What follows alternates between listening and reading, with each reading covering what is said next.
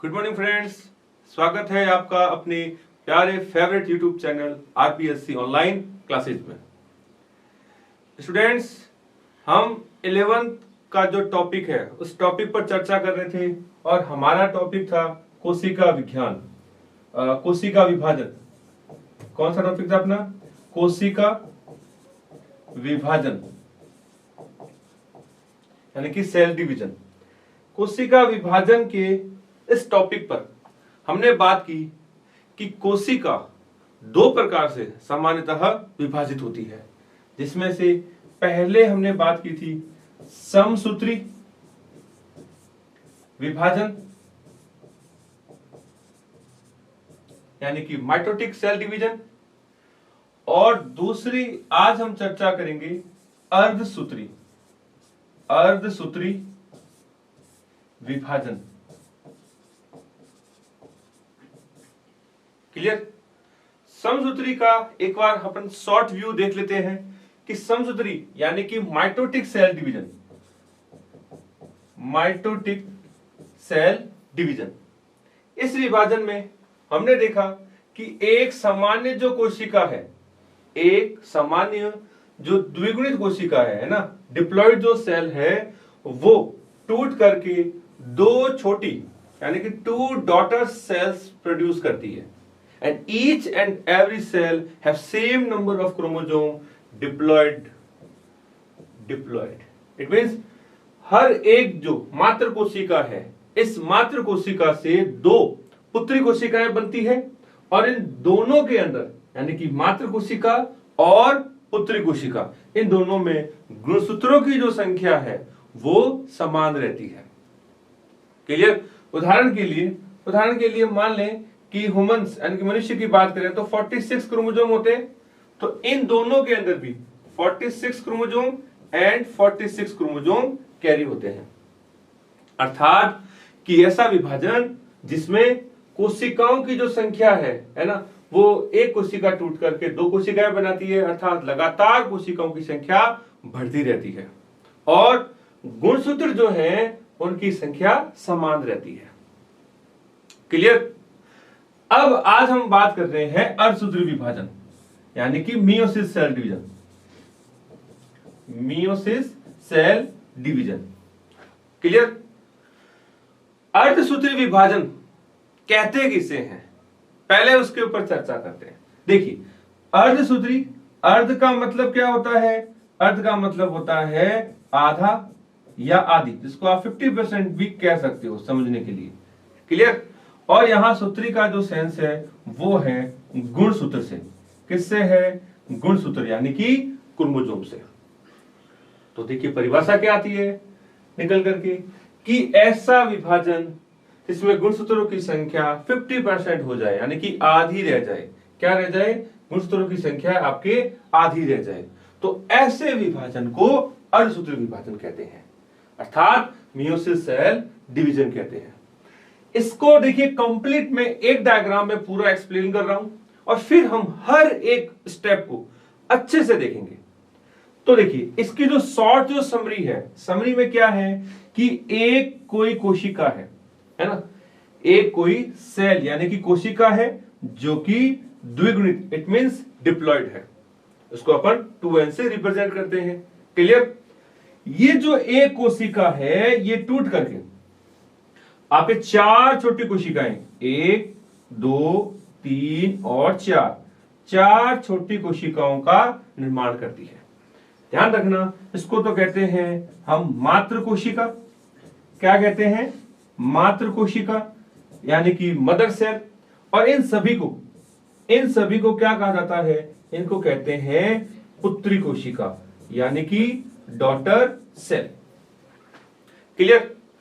यहां गौर करने की चीज है वो क्या है, गौर से सुनिएगा कि जो मातृ कोशिका है, पेरेंटल सेल है, वो डिप्लॉइड है। क्या है? डिप्लॉइड यानी कि द्विगुणित। उदाहरण के लिए मान लो ये मनुष्य की कोशिका है और इसमें गुणसूत्रों की संख्या है आपके 46। ठीक है?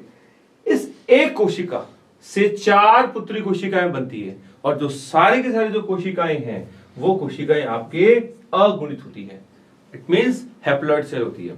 All 4 haploid cell produce after meiosis cell division. सभी जो चारों की चारों जो पुत्री कोशिकाएं हैं ये अर्धसूत्री विभाजन के पश्चात बनती है। अब देखिए इनके नाम क्या क्या है। इन पुत्री कोशिकाओं को इस विशेष विभाजन के बाद में और क्या क्या कहते हैं, इनको आप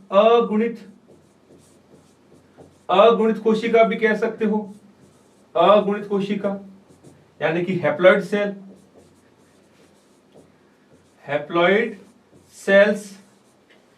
क्लियर।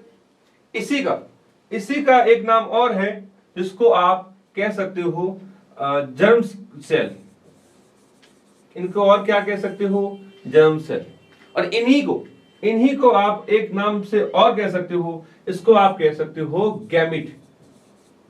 क्या कह सकते हैं अपने, गैमिट। और गैमिट को और हिंदी में क्या कहते हैं, इसको अपन कहते हैं युग्मक। तो एक बात समझ में आई क्या कि अर्धसूत्री विभाजन के पश्चात, मियोसिस सेल डिवीजन के पश्चात गैमेट्स बनते हैं, युग्मक बनते हैं, है ना। और वो होते क्या है, अगुणित कोशिकाएं होती है। क्या होती है, अगुणित कोशिकाएं, है ना। तो इसमें एक चीज विशेष रूप से ध्यान रखना, मान लो मनुष्य के विषय में बात कर रहे हैं ना, तो इस विषय में मान लो ये नर है ना, तो इसमें जो चारों कोशिकाएं हैं वो बनाएगी शुक्राणु। क्या बनाएगी, शुक्राणु। और मान लो मनुष्य में ये मादा है ना, तो ये मादा कोशिका की अगर अपन बात कर रहे हैं तो यहां ये बनाएगा अंडाणु। क्लियर। इट मींस अर्धसूत्री विभाजन के पश्चात बनते क्या है, युग्मक यानी कि गैमेट्स बनते हैं। नर के केस में शुक्राणु यानी कि स्पर्म, और फीमेल के केस में अंडाणु यानी कि ओवा, ये बनता है। तो देखिए अर्धसूत्री विभाजन उसकी हर एक कोशिका 4 कोशिकाओं में बदल जाती है, जबकि समसूत्री विभाजन में हर एक कोशिका आपकी जो 2 सेल है ना, 2 सेल स्टेज में चेंज हो जाती है। ये इन दोनों में मूल रूप से अंतर है। दूसरा इंपॉर्टेंट, इसके अंदर गुणसूत्रों की संख्या समान रहती है, यानी कि युग्मकों का, गैमेट्स का निर्माण नहीं होता, बट इसके अंदर गुणसूत्रों की संख्या आधी हो जाती है और शुक्राणु और अंडाणु यानी कि जो युग्मक है यानी कि गैमेट्स है उनका निर्माण होता है। क्लियर। चलो अब हम और आगे बात करें। नेक्स्ट स्टेप में अगर बात करें कि जो अर्धसूत्री विभाजन है, अर्धसूत्री जो विभाजन है वो 2 चरणों में पूरा होता है। अभी हमने देखा कि इस 1 से 4 कोशिकाएं बनती है, बट ये 4 कोशिकाएं 2 स्टेप में यानी कि 2 चरणों में पूरी होती है। किस प्रकार, देखिए अब अपन सिस्टमेटिकली दोबारा से बात कर रहे हैं अर्धसूत्री विभाजन। अर्धसूत्री विभाजन किसकी बात कर रहे हैं, अर्धसूत्री विभाजन। अर्धसूत्री विभाजन यानी कि मियोसिस सेल डिवीजन। गौर कीजिए, मियोसिस जो सेल डिवीजन है यानी कि अर्धसूत्री विभाजन है 2 चरणों में पूरा होता है। कितने चरणों में, 2 चरणों में। ठीक है, तो पहले उसका अपन यहां बात कर रहे हैं कि ये 2 चरणों में पूरा होता है, इसको बोलते हैं आपके अर्धसूत्री विभाजन प्रथम, और इसको कहते हैं अर्धसूत्री विभाजन द्वितीय। It means first meiosis and meiosis second. इसको शॉर्टकट में, इसको आप शॉर्टकट में ऐसे भी लिख सकते हो M1 फेज, और इसको आप शॉर्टकट में लिख सकते हो M2 फेज। क्लियर। तो अर्धसूत्री जो विभाजन है यानी कि मियोसिस जो सेल डिवीजन है, मियोसिस जो सेल डिवीजन है वो 2 चरणों में, कितने चरणों में, 2 चरणों में पूरा होता है। इट मींस 2 स्टेप में। फर्स्ट होता है आपके मियोसिस फर्स्ट यानी कि अर्धसूत्री विभाजन प्रथम, और दूसरा होता है अर्धसूत्री विभाजन द्वितीय यानी कि मियोसिस सेकंड। देखिए एक चीज क्लियर कर देता हूं, अगर किसी भी बच्चे को समसूत्री विभाजन अगर अच्छे से याद है, जो कि हमने इससे पिछले वीडियो में हमने बात की थी, समसूत्री विभाजन अगर अच्छे से याद है तो आपको इसमें बिल्कुल भी दिक्कत नहीं होगी। तो मेरा आपसे रिक्वेस्ट है, निवेदन है कि पिछला वीडियो जरूर देखें और अगर कोई दिक्कत हो तो जरूर बताएं। देखिए, तो समसूत्री विभाजन की ही प्रक्रिया है सेम, लेकिन यहां इंपॉर्टेंट चीजें होती है, काफी चेंजिंग होती है। वो होती है हमारे मियोसिस फर्स्ट में, यानी कि अर्धसूत्री विभाजन प्रथम में। अब देखिए, अर्धसूत्री जो विभाजन है उसको आगे और स्टेज में बांटा गया है। ये आपके और आगे स्टेप में बटी हुई होती है। इसको बोलते हैं prophase first, then metaphase first. क्या कहते हैं? मेटाफेज फर्स्ट, मेटाफेज फर्स्ट, फिर एनाफेज फर्स्ट और लास्ट होती है अपने टीलोफेज फर्स्ट। देखिए, कंफ्यूज बिल्कुल भी नहीं होना है। पढ़ क्या रहे हैं? मियोसिस फर्स्ट, अर्धसूत्री विभाजन प्रथम। तो इनकी जितनी भी अवस्थाएं हैं उनके आगे फर्स्ट फर्स्ट लगाना है, दैट्स ऑल। मतलब देखिए, सीक्वेंस वही है, prophase, metaphase, anaphase and telophase. बात किसकी कर रहे हैं? पहले स्टेप की। तो सब में लगाना है फर्स्ट फर्स्ट, यानी कि रटने वाला कोई प्रोग्राम नहीं है अपने यहां, एकदम इजी वे में अपन बात करेंगे। इधर देखिए, जब प्रथम जो स्टेज है ना, फर्स्ट जब स्टेज कंप्लीट जब हो जाता है तब अपन आते हैं इसमें सेकंड स्टेप में। और सेकंड स्टेप में वही नाम कॉमन है, कोई अलग चीज नहीं है। क्या चीज? कि देखिए, ये भी आगे वही prophase, metaphase, anaphase and telophase. Step कौन सा है? सेकंड। तो सिंपल सी बात है, तो अपन यहां लगा दो second, prophase second, metaphase second, anaphase second and telophase second. तो ये हमारा रूपरेखा रहेगी, ये हमारी रूपरेखा रहेगी कि किस प्रकार एक अर्धसूत्री विभाजन में एक कोई द्विगुणित कोशिका कैसे चार कोशिकाओं में बदल जाती है। क्लियर? तो देखिए, इसमें भी देखिए और रोचक चीज है, इसमें भी देखिए और आगे रोचक चीज है। क्या है? देखिए, जो प्रोफेज है, मैं फिर कह रहा हूं फ्रेंड्स कि इसको एकदम अच्छे से कर लेना, बहुत इंपॉर्टेंट स्टेज है। वैसे तो सारा ही जो टॉपिक है इंपॉर्टेंट है अपने आप में, लेकिन उसमें भी सबसे ज्यादा जो इंपॉर्टेंट है वो है आपके प्रोफेज, और वो भी प्रोफेज फर्स्ट। कैसे? देखिए, प्रोफेज जो फर्स्ट है वो आगे फिर से अलग अलग स्टेप में बटा होता है। कितने स्टेप में बटा होता है? वो फिर आगे अलग अलग स्टेप में बटा होता है। देखिए, वो आगे बटा होता है, उसको मैं ट्रिक से समझा रहा हूं ताकि आपको एक सीक्वेंस में याद रह जाए, और हमें उसी सीक्वेंस में याद करना है। क्लियर? मैं रिपीट कर रहा हूं, अ प्रोफेज फर्स्ट हैव अनदर सब स्टेज। प्रोफेज जो प्रथम है उसके भी आगे और अलग अलग चरण पाए जाते हैं, यानी कि उप प्रावस्थाएं पाई जाती है। क्लियर? तो उसको क्या कहते हैं? उसको हम एक ट्रिक से याद कर रहे हैं, उम्मीद करता हूं कि आपको याद हो जाएगी। क्या है? लता जरा पानी दे दे। क्या नाम है? लता जरा पानी दे दे। ये बस अपने को ट्रिक दिमाग में याद रखनी है। क्लियर? देखिए, प्रोफेज फर्स्ट है, प्रोफेज फर्स्ट के भी और आगे स्टेप्स हैं, यानी कि प्रोफेज से जब मेटाफेज फर्स्ट अवस्था आएगी, है ना, प्रोफेज फर्स्ट से मेटाफेज स्टेज आएगी, उसमें भी 5 अलग अलग अवस्थाएं होती है। कौन सी? Leptotene, zygotene, pachytene, diplotene and diakinesis. Clear? तो हर एक स्टेप को हम बड़े अच्छे से देखेंगे। फिलहाल हम बात कर रहे हैं प्रोफेज फर्स्ट की। देखिए, एक जो अर्धसूत्री विभाजन है, देखिए फ्रेंड्स गौर कीजिएगा, एक जो अर्धसूत्री विभाजन है हमने बात की है कि इसके 2 स्टेप्स होते हैं, फर्स्ट एंड सेकंड। फर्स्ट जो स्टेप है उसमें सारी अवस्थाएं होती है prophase, metaphase, anaphase and telophase. इसमें बहुत इंपॉर्टेंट है कौन सी? Prophase first. देखिए, यह विभाजन होता कब है? यह विभाजन होता है जन्म के समय। कब होता है यह विभाजन? यह विभाजन किया जाता है जन्म के समय। at a time of reproduction of meiosis cell division are complete।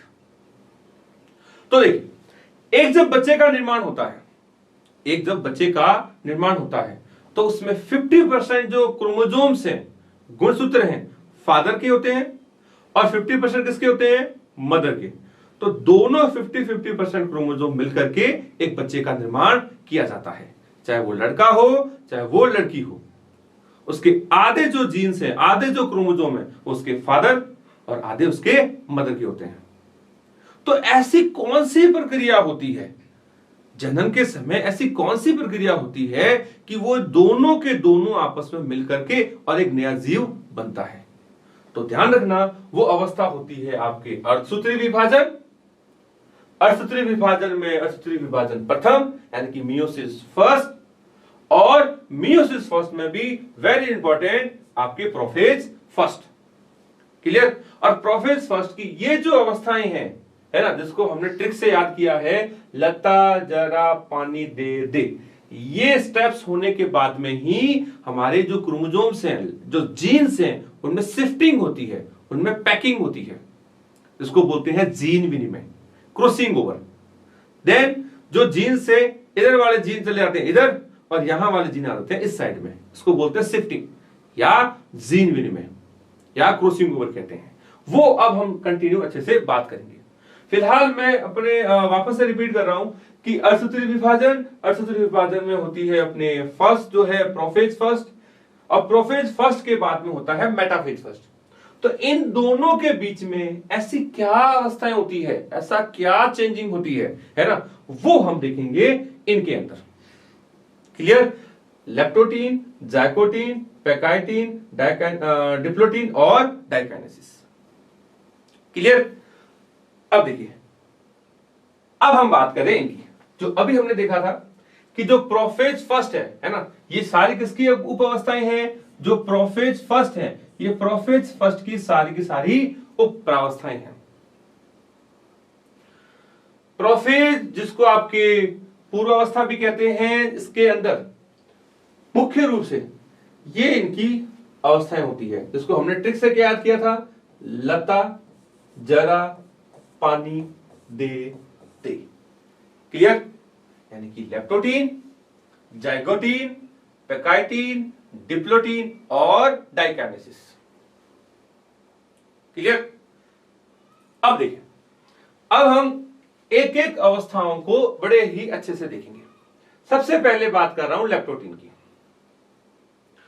Leptotene में देखिए, एक सामान्य जो कोशिका है, एक जो सामान्य कोशिका और उसका जो विभाजन है वो हमने देखा हुआ है ना।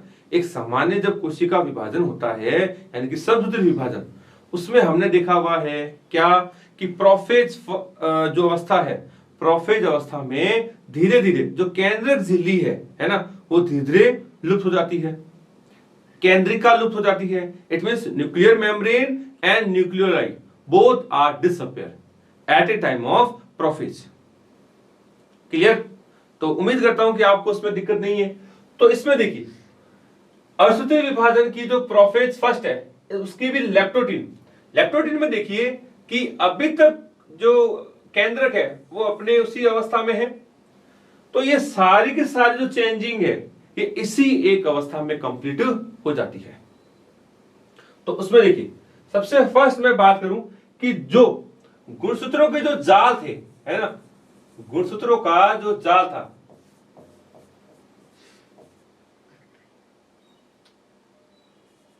जो गुणसूत्र जाल था, ये गुणसूत्र जाल अब जाल के रूप में ना रह करके थोड़ा सा सुधर जाता है। मतलब धीरे धीरे धागों के रूप में, एक थ्रेड के रूप में दिखने लग जाता है। देखिए, पहले गुच्छा होता है, ये नेट होता है पूरा कंप्लीट। तो धीरे धीरे क्या है, ये ओपन हो जाते हैं। बाकायदा गुणसूत्र के रूप में धीरे धीरे हमें दिखने लग जाते हैं। ठीक है? तो वो जो प्रोग्राम है, वो जो अवस्थाएं हैं, वो यहां लेप्टोटीन में स्टार्ट हो जाती है। वो जो अवस्थाएं हैं वो लेप्टोटीन में स्टार्ट हो जाती है। तो लेप्टोटीन में गौर कीजिए, देखिए कि जो डीएनए है ना, जो क्रोमोसोम्स जो होते हैं, ये क्रोमोसोम का क्या हो जाता है, इसमें आपके रेप्लिकेशन जो है वो इसके अंदर स्टार्ट हो जाता है। अब रेप्लिकेशन यानी कि प्रतिकृति, क्या कहते हैं इसको? प्रतिकृति। और उस इसी शब्द को मैंने आपको शॉर्ट में ट्रिक से याद कराया हुआ है, फोटोकॉपी। कैसे बात की हुई हमने बात की है फोटोकॉपी। Photocopy clear? तो देखिए ये वो अवस्था है जिसमें जो क्रोमोसोम्स है ना, वो एज इट इज, ऐसे अपने डुप्लीकेशन जिसको आप कह सकते हो, वो स्टार्ट कर देता है यहां, है ना। तो जो रेप्लिकेशन जो है वो क्रोमोसोम यहां करना स्टार्ट कर देते हैं और बाकायदा एक थ्रेड के रूप में, धागों के रूप में वो अपने को दिखने लग जाते हैं। क्लियर? तो अर्धसूत्री विभाजन की फर्स्ट, प्रोफेज फर्स्ट, और प्रोफेज फर्स्ट में जो लेप्टोटीन है, लेप्टोटीन के अंदर ध्यान रखना कि जो गुणसूत्रों का जो जाल है, वो जाल ना रह करके एक धागे के रूप में यहां इस तरीके से अरेंज हो जाता है। क्लियर? और गौर कीजिए, देखिए इसमें 2 डिफरेंट कलर से रिप्रेजेंट किया हुआ है ना, एक रेड और एक आपके अदर कलर में। ये 2 डिफरेंट कलर इस चीज का इंडिकेशन है कि यहां पर 2 अलग अलग नेचर के क्रोमोसोम्स होते हैं, यहां इकट्ठे होते हैं। क्लियर? अब देखिए नेक्स्ट बात करें जाइगोटिन। जाइगोटिन जो अवस्था है इसको आपके युगली अवस्था भी कहते हैं। इसको और कौन सी अवस्था कहते हैं? इसको आप युगली। युगली का मतलब होता है युगल, और युगल का मतलब क्या होता है? पेयर, जोड़ा। तो यहां एक इंपॉर्टेंट घटना होती है, क्या होती है कि जो एक जैसे क्रोमोसोम है ना, सेम नेचर वाले, वो पास पास में आ जाते हैं। देखिए ये हमारे साथ स्वाभाविक रूप से होता भी है। हम किसी भी न्यू क्लास में एंटर करते हैं तो बहुत से बच्चे होते हैं क्लास में, तो जो फ्रेंडशिप है वो फ्रेंडशिप क्या हमारी जो हर एक से हो जाती है क्या?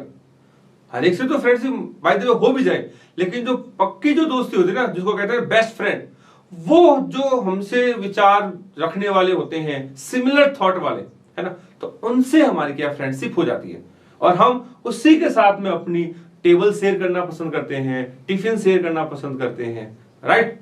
इट मींस हम पास पास में बैठना पसंद करते हैं। तो सेम वही एक्टिविटी यहां होती है। जो एक जैसे गुणसूत्र होते हैं, है ना, उसको बोलते हैं समजात। क्या कहते हैं? समजात गुणसूत्र। समजात गुणसूत्र क्या कहते हैं? समजात गुणसूत्र, यानी कि होमोलोगस क्रोमोसोम। वो क्या है? धीरे धीरे पास पास में आने लग जाते हैं। मान लो गुच्छा था, इन गुच्छे में ये जो दोनों क्रोमोसोम है वो एक जैसे नेचर वाले थे और वो एकदम से पास पास में आ जाते हैं, कुछ इस तरीके से। क्लियर? और ये जो कंडीशन है, इस कंडीशन को बोलते हैं बाइवेलेंट कंडीशन, यानी कि यहां ये डबल हो जाते हैं, मतलब जोड़ों के रूप में आ जाते हैं। इट मींस इनका पेयर बन जाता है, जोड़ा बन जाता है, और उसी को कहते हैं युग्म या युगली कहते हैं। क्लियर? इस अवस्था में गौर कीजिए, बहुत इंपॉर्टेंट चीज है कि जो होमोलोगस जो क्रोमोसोम्स हैं, है ना, ये होमोलोगस क्रोमोसोम जो है ये एकदम से पास पास में, थोड़ा इसको इस तरीके से देखिए, एकदम से पास पास में आ जाते हैं और आकर के अटैच हो जाते हैं, चिपक जाते हैं एकदम पास पास में आकर के ऐसे।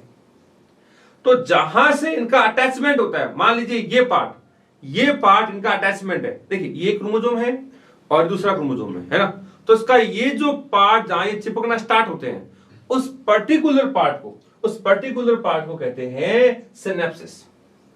क्या कहते हैं? सिनेप्सिस। और ये वो अवस्था है जिसमें इनका अटैचमेंट, जैसे ये एक गुणसूत्र और ये दूसरा गुणसूत्र, ये आकर के जुड़ना स्टार्ट हो जाते हैं और धीरे धीरे ऐसे चिपक जाते हैं। बात समझ में आई?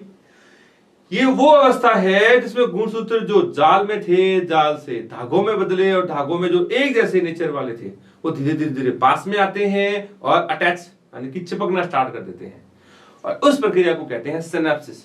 तो यहां सिनेप्सिस जो कंडीशन है वो स्टार्ट हो जाती है और धीरे धीरे यहां से होते हुए कंप्लीटली आपस में पैकिंग कर जाते हैं, इस तरीके से पूरा पैक कर लेते हैं, और इस कंप्लीट को बोलते हैं सिनेप्टोनिमल कॉम्प्लेक्स। क्या कहते हैं? सिनेप्टोनिमल संकुल या कॉम्प्लेक्स कहते हैं, कुछ इस तरीके से बन जाता है। क्लियर? तो देखिए ये जो जंक्शन है ना, इस जंक्शन के अंदर यहां इनका अटैचमेंट स्टार्ट हो रहा है, ध्यान रखना, ठीक है? कोई दिक्कत? अब देखिए लेप्टोटीन, लेप्टोटीन के बाद में जाइगोटीन, और जाइगोटीन के बाद में वेरी वेरी इंपॉर्टेंट जो फेज है वो है आपकी पैकाइटिन। देखिए फ्रेंड्स, मैं बार बार जोर देके कह रहा हूं, सारा का सारा टॉपिक, कंप्लीट जो टॉपिक है वो इंपॉर्टेंट है, और उनमें भी जो सबसे ज्यादा इंपॉर्टेंट है, जो हर बार एग्जामों में आता है, उसमें है आपकी प्रोफेस फर्स्ट, और प्रोफेस फर्स्ट के अंदर भी है आपके पैकाइटिन। अब थोड़ा नाम को देखिए, पैकाइटिन। तो पैकाइटिन को आप ट्रिक से याद रख लो, पैकिंग, है ना। अपन कोई भी सामान है उसको जब पैक करते हैं तो सामान डालकर क्या करेंगे, उसको फोल्ड कर देंगे, पैक कर देते हैं। सेम वही जो एक्टिविटी है वो पैकाइटिन में होती है। क्या होती है, पैकाइटिन के अंदर जो क्रोमोसोम्स है उनकी इस प्रकार एक स्पेसिफिक पैकिंग होती है। उस पैकिंग को अपन यहां देखेंगे। देखिए इसमें क्या होता है, देखिए यहां गौर कीजिए, यहां सिनेप्सिस जो है वो स्टार्ट हो रहा है ना, अपनी प्रोसीजर में होता है कंटिन्यू, और यहां देखिए सारे के सारे एकदम से आपस में चिपक जाते हैं। ये जो लाइन आप देख रहे हो है ना, यहां से इस फेज के अंदर ये कंप्लीट क्या है, यहां से ये एकदम कंप्लीट जो है पूरे के पूरे चिपक जाते हैं कुछ इस तरीके से। रिपीट कर रहा हूं, क्रोमोसोम्स, अनदर क्रोमोसोम, क्लियर। ये दोनों क्रोमोसोम इस तरीके से आते हैं, अटैचमेंट करते हैं, है ना। इस अटैचमेंट को कहते हैं सिनेप्सिस या सिनेप्टोनीमल कॉम्प्लेक्स या संकुल कह सकते हो। ये अटैचमेंट धीरे धीरे धीरे धीरे धीरे ऐसे बढ़ जाता है इस तरीके से, ये आपस में चिपक जाते हैं। अब हर एक चीज जो होती है, हर एक जो एक्टिविटी होती है, उसके पीछे कोई ना कोई ऊपर वाले का कोई ना कोई कह सकते हो कि एक ऑर्डर होता है। प्राकृतिक रूप से नेचर जो है उसमें हर एक चीज को सेट कर रखा होता है, तो वो चीज यहां होती है। प्राकृतिक यानी कि नेचुरली यहां क्या होता है, शिफ्टिंग होती है, आदान प्रदान होता है। क्या होता है, शिफ्टिंग यानी कि आदान प्रदान।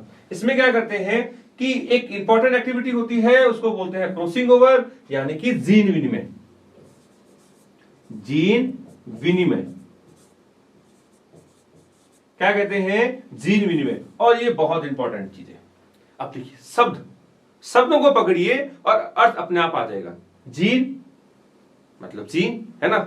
हमने पढ़ा हुआ है कि जो क्रोमोसोम्स हैं, गुणसूत्र हैं, है ना। मैं देखिए यहां बात कर रहा हूं, रिपीट कर रहा हूं, इस गुणसूत्र को अगर अपन यहां देखेंगे तो इस तरीके की संरचना बनेगी, राइट।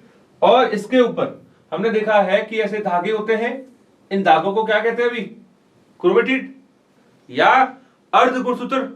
और याद करो हमने बात की भी है कि इसके ऊपर छोटे छोटे दाने होते हैं। क्या होते हैं, दानों की तरह संरचना होती है, और इन संरचना को कहते हैं आपके जीन।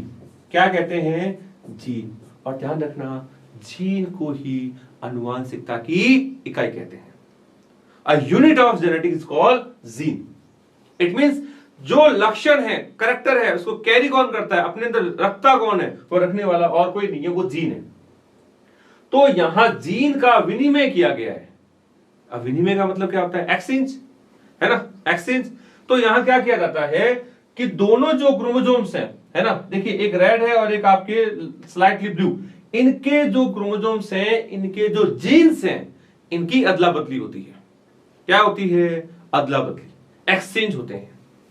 क्लियर, कैसे होते हैं वो एक बार मैं यहां दोबारा से करके बता रहा हूं। इधर देखिए, मान लीजिए ये जो क्रोमोसोम्स है ना, ये जो क्रोमोसोम था वो था आपके फादर का मान लीजिए, और ये क्रोमोसोम जो है वो है मदर का, यानी कि पेरेंटल क्रोमोसोम्स है।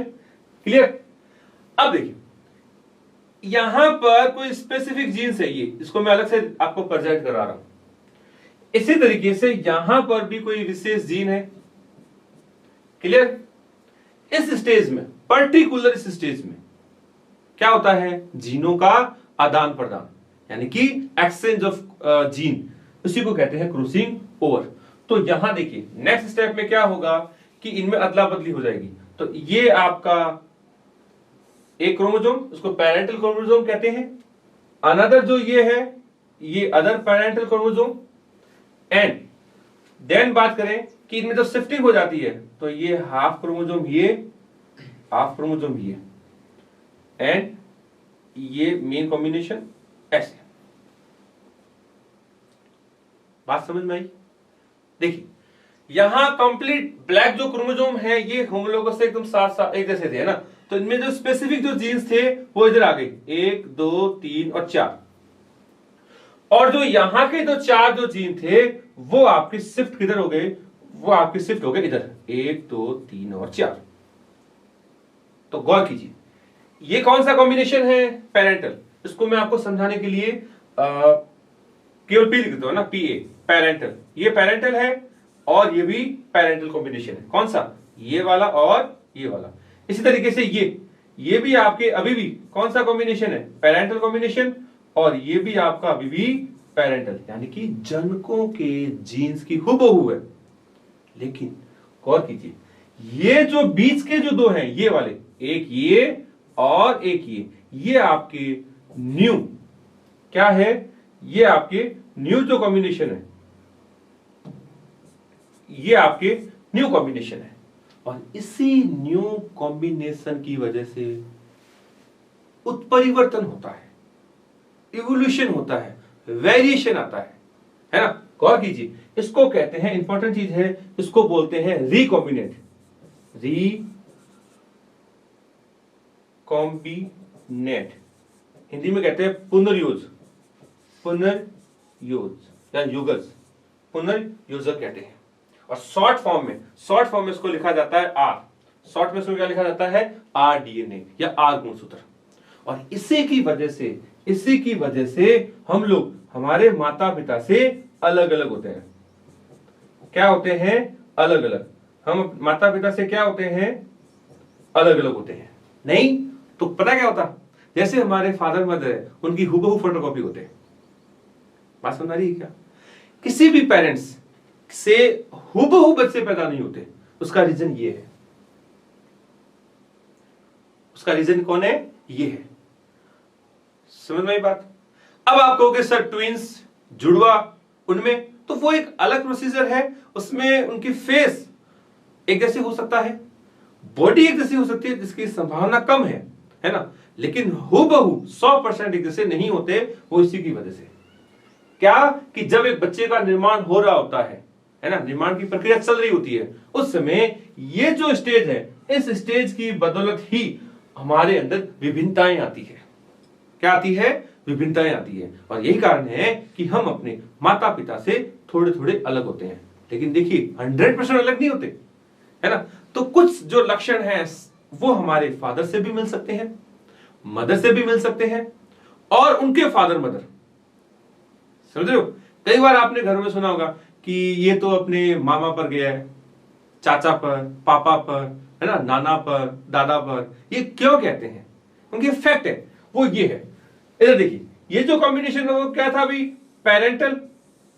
इट मींस हमारे अंदर जो गुणसूत्र, जो जीन्स होते हैं, कुछ तो माता पिता के सेम होते हैं, लेकिन कुछ इस तरीके से बदल जाते हैं। और वो जो बदल जाते हैं वो आपके न्यू स्ट्रैंड होते हैं। और इसी की वजह से हमारे अंदर विभिन्नताएं आती है। क्लियर?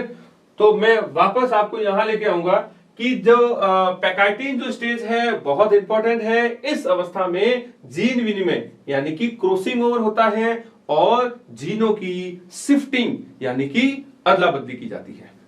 क्लियर? अब देखिए पैकाइटिन के बाद में जो स्टेज है वो है आपकी डिप्लोटिन। कौन सी है? डिप्लोटिन। अब नाम से ही को समझ में आ रहा है, डिप्लोटिन।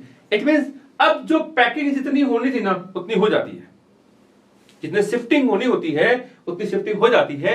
अब यहां पैकिंग खुलती है। देखिए कुछ इस तरीके से, मान लीजिए ये क्रोमोसोम ये क्रॉसिंग ओवरलैप करते हैं, अब ये इनकी ओवरलैपिंग है, ये धीरे धीरे धीरे धीरे धीरे धीरे खुलती है। मतलब जितना, अब देखिए मैं रिपीट कर रहा हूं, ये अवस्था पास पास में आए, इस अवस्था में एकदम से जुड़ गए, ओवरलैप हुए, और इस अवस्था में ओवरलैप होने के बाद में जो शिफ्टिंग होनी थी जीन्स की, उस शिफ्टिंग होने के बाद में धीरे धीरे धीरे धीरे ये ओपनिंग हो जाती है, खुल जाते हैं, है ना। जब इनकी शिफ्टिंग होती है, अलग हो जाती है, उसको यहां जो अटैचमेंट है उस अटैचमेंट को कहते हैं आपके काइज्मा या काइज्मेटा कहते हैं। क्या कहते हैं? काइज्मा या काइज्मेटा कहते हैं। क्लियर? तो यहां धीरे धीरे इनकी जो शिफ्टिंग है, इधर गौर कीजिए, देखिए ये साथ जुड़ा हुआ था और यहां आते आते धीरे धीरे इनकी शिफ्टिंग खुलने लग जाती है, खुल गई। देन फाइनली यहां देखिए डिसएसोसिएटेड यानी कि उनका जो सेपरेशन होना स्टार्ट हो जाता है, धीरे धीरे अलग होना स्टार्ट हो जाते हैं। And then finally diakinesis. इसके अंदर अब देखिए, इसके अंदर अब वो प्रक्रिया होगी जो एक सामान्य प्रोफेज में होती है। अब एक सामान्य प्रोफेज में क्या क्या काम होता है, वही गुण जो केंद्रक झिल्ली है, केंद्रक झिल्ली धीरे धीरे हट जाएगी, केंद्रिका धीरे धीरे हट जाएगी, वो जो अब एक्टिविटी है वो यहां से स्टार्ट होना शुरू हो जाएगी। समझ रहे बात को? तो ये जो कंप्लीट जो अवस्थाएं हैं, है ना, ये कंप्लीट जो अवस्था है ये मात्र आपके प्रोफेज की है। अब प्रोफेज भी कौन सा? Prophase first. देन यहां देखिए, यहां आते आते आपकी जो प्रोफेज फर्स्ट है वो कंप्लीट हो जाती है। क्लियर? तो देखिए प्रोफेज फर्स्ट के बीच में, प्रोफेज फर्स्ट के बीच में जैसे मैं यहां बात कर रहा हूं, प्रोफेज फर्स्ट के बीच में विभिन्न प्रकार की अवस्थाएं हुई थी, है ना। उसमें क्या था? लता, जरा, पानी, दे, है ना। इट मींस लेप्टोटीन, जाइगोटीन और पैकार्टीन, डिप्लोटीन एंड डाइकाइनेसिस। ये सारी की सारी जो अवस्थाएं हैं, ये सारी की सारी अवस्थाएं कंप्लीट होने के बाद में अब कौन सी अवस्था आती है? देन वो आपकी आती है मेटाफेज फर्स्ट में।